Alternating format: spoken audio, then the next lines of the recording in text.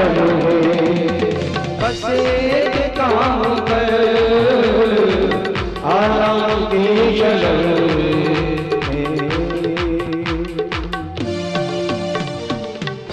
आराम की तलब है, बस एक काम कर।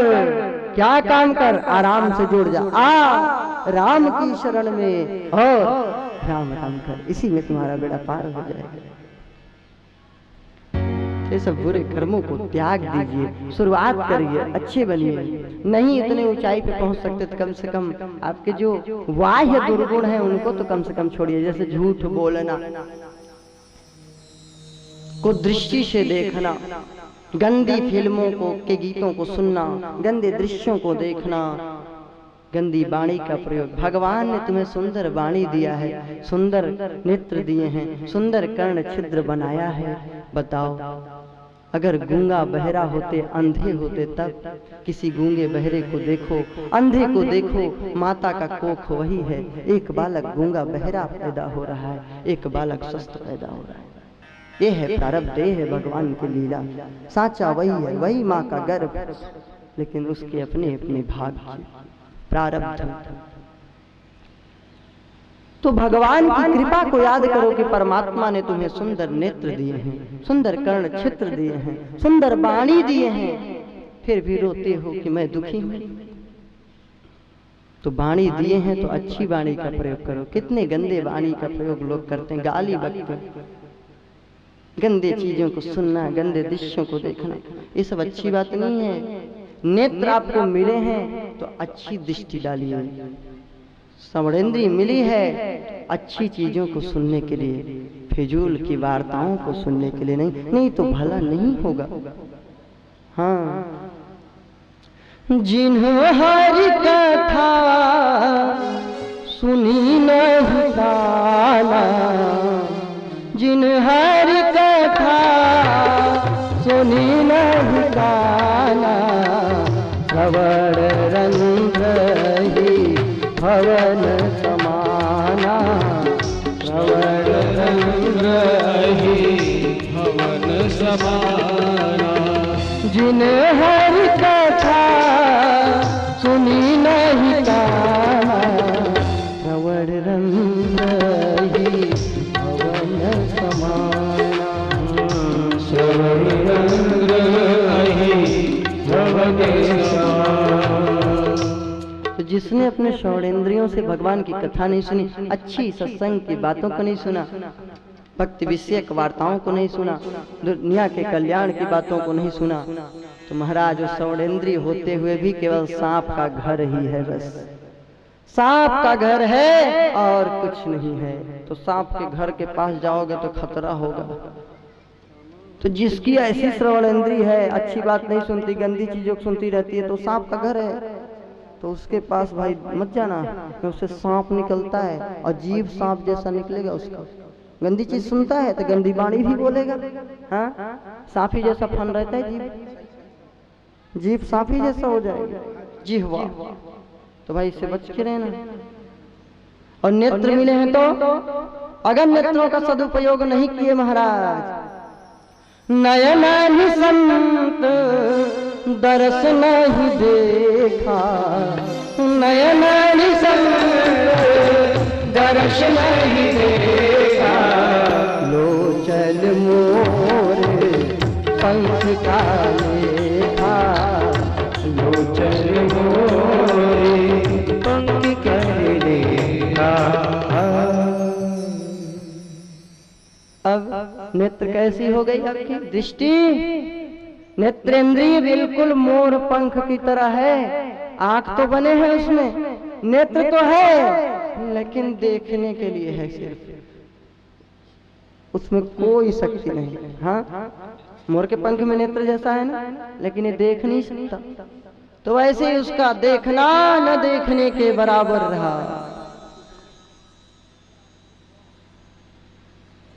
अपनी आवश्यकताओं को कम करते हुए सभी इंद्रियों से भगवान का चिंतन करिए।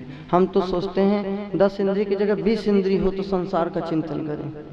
हाँ, एक भी इंद्रिय भगवान में लग जाए तो बड़ा गड़बड़ है, कहीं भक्त हो जाएंगे तो भक्ति का रोग लग जाएगा तो, हाँ बीमारी है ना भक्ति की, संक्रामक बीमारी, कथा में चले जाएंगे तो भक्ति का रोग लग जाएगा। हाँ लग जाता है कभी कभी। एक बार चैतन्य महाप्रभु जगन्नाथपुरी की ओर जा रहे थे। एक जगह एक धोबी कपड़े को धुल रहा था सरोवर में। चैतन्य महाप्रभु को लीला सूझी, भगवान के अवतार थे। ऐसे पुरुष अवतार ही होते हैं, चाहे देवताओं के हों चाहे स्वयं भगवान के हों। भगवान ने कहा है, मैं नहीं कह रहा हूं, यद्यद् विभूति मत्सत्वम श्रीमद् दुर्जित में वा तत् देवावक्षत्वम मम तेजोंस संभवम। गीता जी के 10वें अध्याय में भगवान कहते हैं, जिसके अंदर कुछ दिव्यता, कुछ विभूति, कुछ तेज, कुछ ओज दिखाई पड़े, वह मेरा अंश होता है। और चैतन्य महाप्रभु तो स्वयं राधा कृष्ण के युगल जोड़ी सरकार के अवतार हैं। इनके अंदर लीला सूझी, इस धोबी को भक्त बना के छोड़ना है। गए धोबी के पास, बोले धोबी थोड़ा सा राधे राधे नहीं बोलेगा, हरि बोल बोल दे। धोबी बोला, जाओ यहाँ से, मांगना है तो गांव में जाओ, मुझे कपड़े धुलने दो। नहीं नहीं मुझे कुछ नहीं चाहिए, मुझे अगर देना है तो बस भगवान का नाम बोल के दे दे, यही दान लेता हूं मैं। वे तो कहा करते थे कि जो लखपति आदमी है उसके घर भोजन करूंगा। लोगों ने कहा महाराज, उस समय लखपति बहुत बड़ी चीज होती थी। लोगों ने कहा महाराज लखपति आदमी कहाँ मिले? अरे बोले लखपति आदमी पैसे वाला नहीं, जो 1 लाख जप करता हो उसके घर भोजन करूंगा। हाँ नहीं तो पागल की तरह कमाए जा रहे हैं, मरने के बाद 1 कौड़ी भी नहीं जाती। लेकिन नाम जब जो तुमने जीवन भर किया है, एक का एक नहीं रहेगा यहाँ, सबके सब आपके साथ जाएंगे, सबके सब। तो ऐसे हैं चैतन्य महाप्रभु। चैतन्य महाप्रभु ने कहा तू तो भगवान का नाम ले ले। हाँ कबीरा सब जग निर्धना, धनवंता नहीं को। कबीरा सब जग निर्धना, धनवंता नहीं को। धनवंता सोई जानिए, राम रतन धन हो।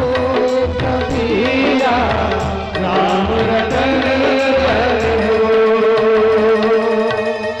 तो महाराज कबीरा सब जग निर्धना, सभी लोग संसार के निर्धन हैं। हाँ टाटा बिरला और अंबानी ये सब भी मर रहे हैं, हाय हाय करके इतना कमाए, चाहे तो आराम से रह सकते हैं ना। तो इसका मतलब गरीब है तभी तो कोशिश कर रहे हैं पैसा हो रहा है। तो धनवान कोई नहीं है, धनवंता सोई जानिए, जाको राम नाम धन हो। धनवान वही है जिसको भगवान के नाम की धन हो। गोधन गज धन पारी धन और रत्न धन खान, जब आवे संतोष धन सब धन भूरि समान। कोआ दरिद्रो, शंकराचार्य जी से उनके शिष्य ने पूछा, गुरुदेव कोआ दरिद्रो, दरिद्र कौन है? बोले ही विशाल तृष्णाम, जो इच्छाओं को बढ़ाता जाता है वही दरिद्र है, वही दुखी है, जिसकी इच्छाएं शांत हो गई है। अरे महाराज जो गरीब होते हुए संपन्न है, शांति से प्रेम से जो नमक रोटी मिलता है प्रेम से खाता तो है। तो संतोष नहीं तो कोई धन संपत्ति काम का।